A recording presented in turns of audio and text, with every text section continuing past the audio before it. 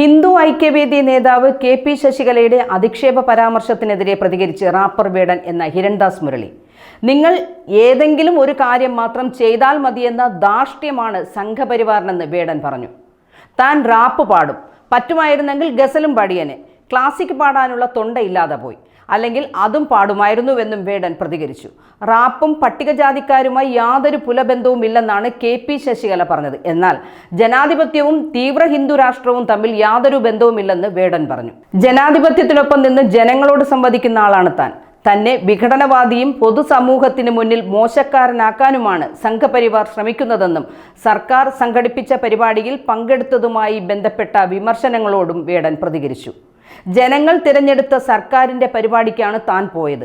ഏതെങ്കിലും ഒരു പാർട്ടിയുടെ ഭാഗമായി ചിത്രീകരിക്കാൻ ശ്രമിക്കുന്നത് മണ്ടത്തരമായാണ് തനിക്ക് തോന്നിയിട്ടുള്ളത്. വേടൻ ഒരു സ്വതന്ത്ര കലാകാരനാണെന്നാണ് താൻ എപ്പോഴും പറയുന്നത്. കക്ഷി രാഷ്ട്രീയത്തിൻ്റെ ഭാഗമായി ചെയ്യുകയാണെങ്കിൽ സ്വാതന്ത്ര്യം പോകുമെന്നാണ് കരുതുന്നത്.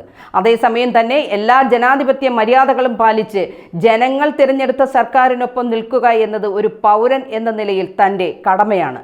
അതാണ് താൻ നിർവഹിച്ചതെന്നും തന്നെ കാണുന്നവർക്കും കേൾക്കുന്നവർക്കും താൻ ആരാണെന്നറിയാം. അതുകൊണ്ട് തന്നെ ഭയമില്ല. ജനങ്ങൾ നൽകുന്ന പണം കൊണ്ടാണ് താൻ ജീവിക്കുന്നത്. വേടൻ വിദേശ ഫണ്ട് സ്വീകരിക്കുന്നു എന്നതടക്കം ആരോപണങ്ങൾ ഉയരുന്നുണ്ട്. സർക്കാരിൻ്റെ രേഖയിലില്ലാത്ത ഒരു രൂപ പോലും തൻ്റെ കൈവശമില്ലെന്നും വേടൻ വ്യക്തമാക്കി.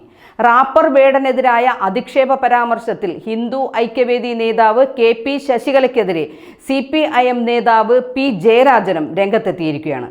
വർഗീയ വിഷപ്പാമ്പുകളുടെ വായിൽ നിന്ന് കൂടുതലൊന്നും പ്രതീക്ഷിക്കേണ്ടെന്നും ശശികലയ്ക്കെതിരെ പോലീസ് കേസെടുക്കുമെന്നാണ് പ്രതീക്ഷയെന്നും വേടനെതിരെ നടത്തിയത് ജാതീയമായ അധിക്ഷേപമാണെന്നും സംഘപരിവാർ ആവശ്യത്തിന് പട്ടികജാതിക്കാരെ ഉപയോഗിച്ച് വലിച്ചെറിയുന്നുവെന്നും P. ജയരാജൻ വിമർശിച്ചു.